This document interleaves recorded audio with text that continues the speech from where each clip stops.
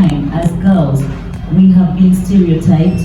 Not only stereotyped, but we have a fear in ourselves that we cannot be a part of the STEM system. So today, I can tell you that as girls or as women who are in technology already, my partner here is already in technology, myself, I'm in technology. I may not be practicing directly, but I'm in technology as well, because I work with innovators who are basically dealing with digital and technology. I can assure you there are very few women who are in tech. And this is something that we are fighting. We are trying to say, how do we improve these figures? But why? Why? Why are we being, the people who are, left behind in this digital or tech space? Why?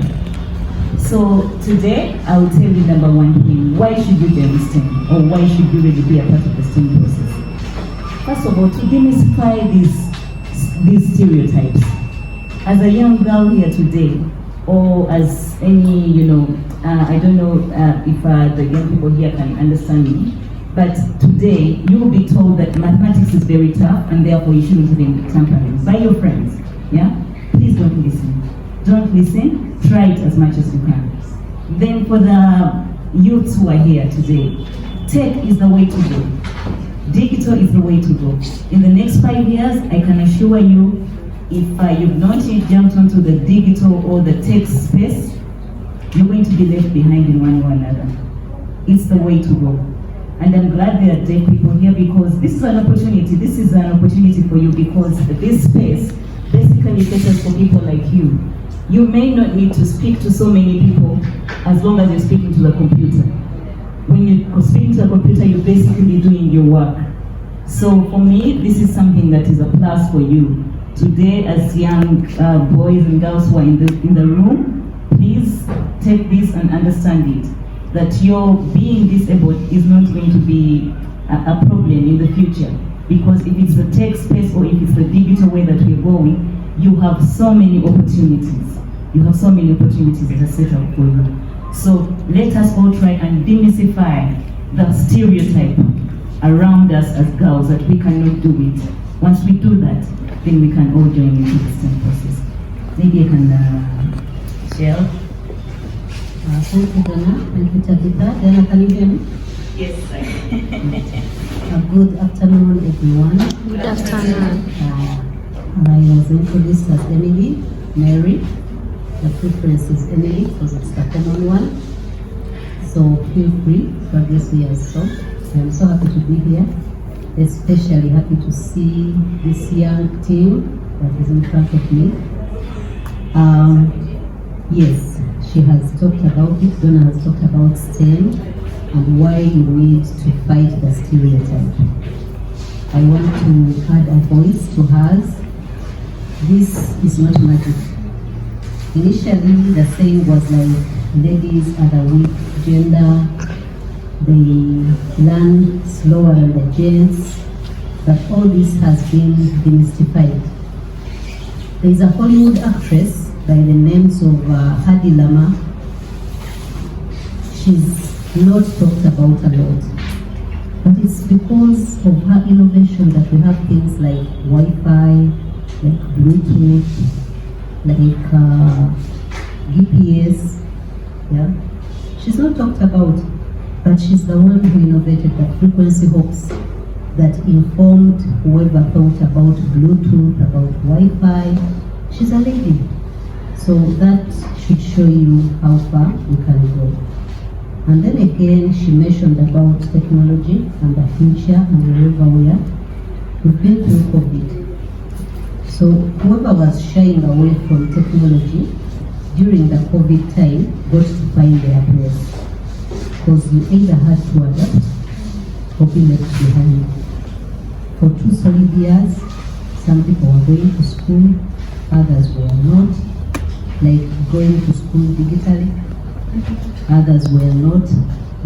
Some people continued working. Some of us actually worked harder than before. The first 2 months of COVID, every single night I would sleep at 3 a.m. for 2 months straight. And you know what the reason was? Whereas everyone was indoors, government business had to continue. And how? Online.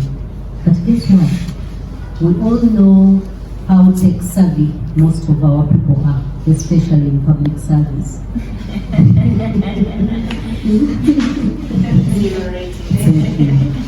So, thankfully, UNDP came through and gave us support and gave us about 10,000 Zoom licenses.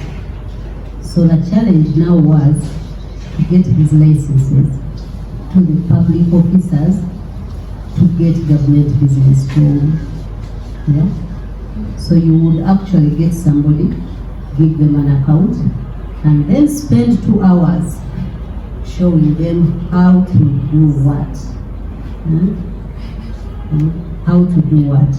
So all this shows you what the future of technology is.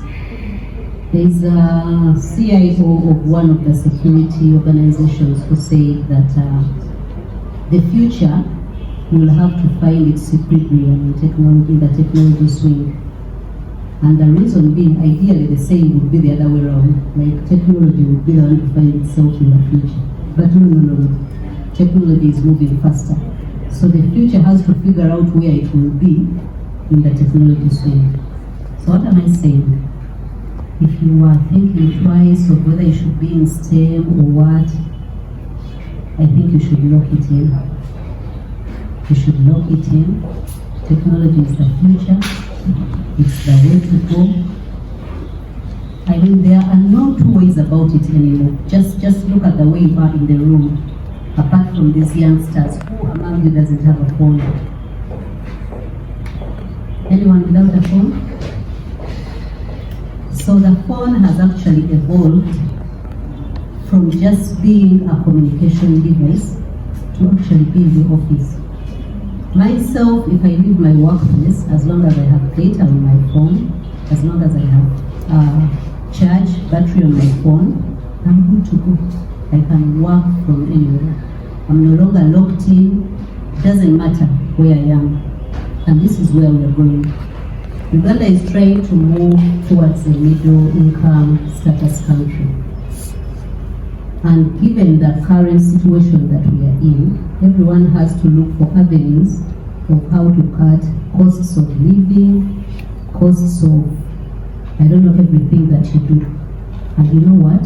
That starts with adoption of technology. And where does that place you as a girl child? Yeah? If you are still having that stereotype mindset, you will be left behind. When Tabitha was introducing me, she asked me about a certain title that I have that she couldn't read. Sorry, did you just not read it? Or you just chose not to read, right? I was going to say every single letter. Okay. So over the years, I have accumulated a lot of experience in different fields. Now, ProSci, and we'll spell the letters for you, I touch is moving. ProSci is a competency in change management. Usually, when things happen, people want to stay away, people want to shy away, but that part of my competence is about mindset change. So I'm actually doing a consultancy in mindset change. Because while all these things are happening, if the mindsets don't change, we shall not move. Yeah? If everyone holds back and they say, you know what, this is me, that's it, done and dusted, that's where we shall be.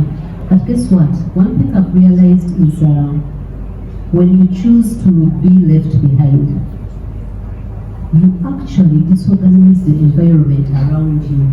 Because you do not really stay behind alone. You stay behind with your circle of friends. Because your conversations rotate around we cannot do it. Yeah? They rotate around we cannot do it. And yes, no, can we do this thing? No, that's an information. You go to Tabitha, she says no. She affirms. So you lock it in lucidity, the world is moving fast. Recently, we had our first female African pilot, right? She did it. Who thought she would do it? So you can do it. Look at where the opportunities are. There are quite a number. I know that as we go along in the discussion, we'll delve into them. I will also later on, if it's in Tabitha's program, tell you about what the government has done for you that you can take advantage of. Yeah? Really? Yeah. In fact, I'm wondering what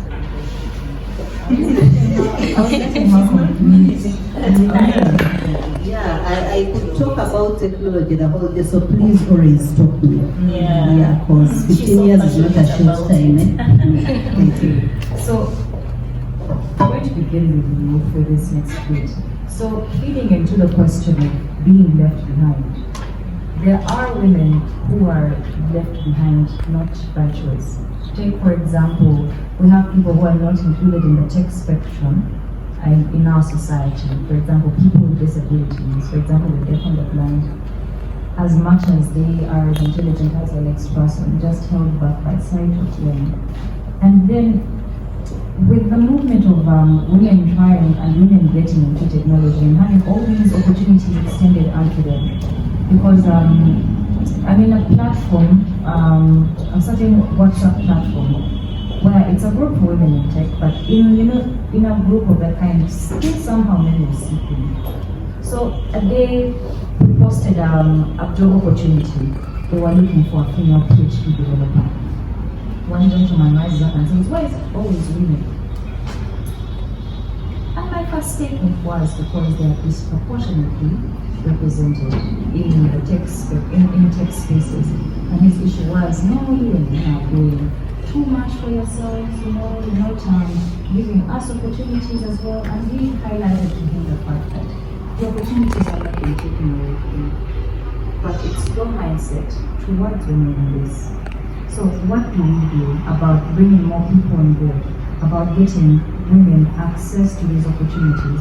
Because even when you get into the rural areas, even simple ICTs such as feature phones are limited to just the husbands of the home and of the wives.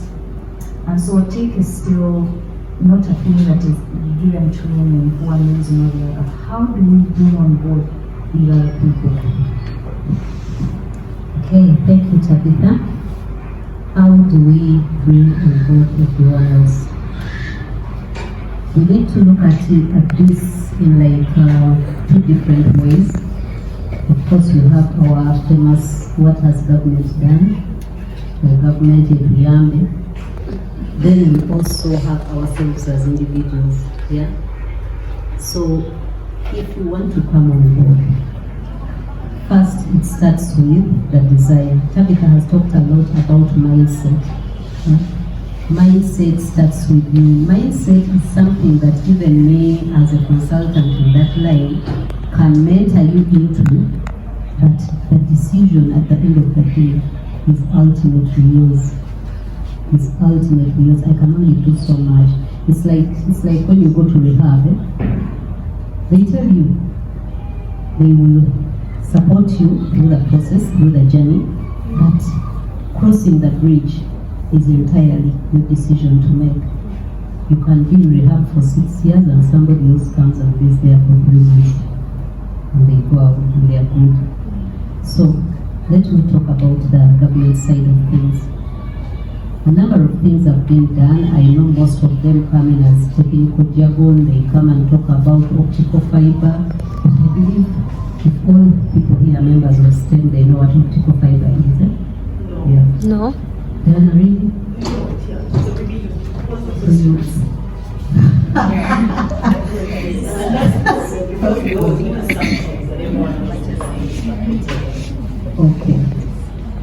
Okay, optical fiber is how am I going to talk about optical fiber? Like it's a carrier, it's a channel, it's like a cable that carries signals that transmit for you to be able to access things like internet. Yeah. So all the internet that you're accessing around is supported by some kind of technology in the background, and primarily what government has done, they have extended over 4,000 kilometers of fiber across the country. What this is supposed to do is to enable you get closer to the source. Yeah? Closer to the source. She asked, how do you get people on board? So the initiative at a high level is to have this internet service extended as close as possible to the end user for the last mile. And then comes a new challenge. Yes, it has extended. We talked about the devices. Yeah, there are a number of things. The devices are expensive, the devices are this, the devices are that. Sometime back, there was a setup for a factory locally that was supposed to manufacture phones in country so that they can get to the end user. That has kind of stalled, but there's a discussion ongoing to see how to subsidize the prices, because government has also realized that we need to have a digital government. We need to have a digital government. We do realize that some government entities are going online. Anyone who has applied for a passport in the recent past, you did your booking online and just had to do the other part of the process. So what is going to happen is in future, we are looking at a situation where actually you can have to do everything online. What does that mean? You all see the shortages of service when you go to immigration, when you go to get a driving permit, things like that. You go there, they ask you for the same information. You want a national ID, the same information they ask. You want a driving permit, the same information. Then you wonder, all these are government offices, can they talk to each other and share my information? So in line with that, government has built an integration platform. So what that is going to do for you, what that platform is going to do for you is at the comfort of your home, you will only get your phone or your laptop and try to access a service online. If you want a service that requires you to go to Mira, to URSB, to URA, you will not have to go to those different offices. That platform will actually communicate to each of those government services and return the service back to you. I'm going to have to interject at that point. Okay, so let me pose the same question to you. Okay, there is one thing that we haven't talked about along the way. I say technology is the future and everything in the life, that you should be aware of something called security. Yeah? It's a big concern in technology, and it's something that you should always have at the back of your mind. How many of you have heard of the Data Protection and Privacy Bill? Anyone? Thank you. This is something that you should pay close attention to. As we get into the future of technology, data is the new oil. Like I told you, the cheat sheet, your number one of your cheat sheet is data science. So data is the new oil. But whose data are they talking about? Yours. Okay? It's not going to come from, there is this illusion that, Google data comes from where? somehow each of you has an input to that data. So the security of that data, first of all, is very critical. You need to know what is safe for you to put online. Anyone heard of something called Be Safe Online? Yes. Yes. Good. You know how it works? How to access it? How to? Okay. For today, I will say that go to nita.go.ug. You will see something that can give you a shortcut to Be Safe Online. You will be able to see what you need to do to be safe online. You'll be able to see how you can report abuse, because cyberbullying is a big thing. I know that here, because no one is documenting, people think it's not here. I heard of a case in the US where an 18-year-old committed suicide due to cyberbullying. She was always being bullied, told how she's fat, how she's blubby, how she's, and she wasn't talking to anyone. She didn't know where to report. Yeah. So whereas all these things are happening, we don't want to wait for them to be at your doorstep. Know how to report cyberbullying. Go back to the same website, lita.go.ug. There is a part that says report abuse. Yeah.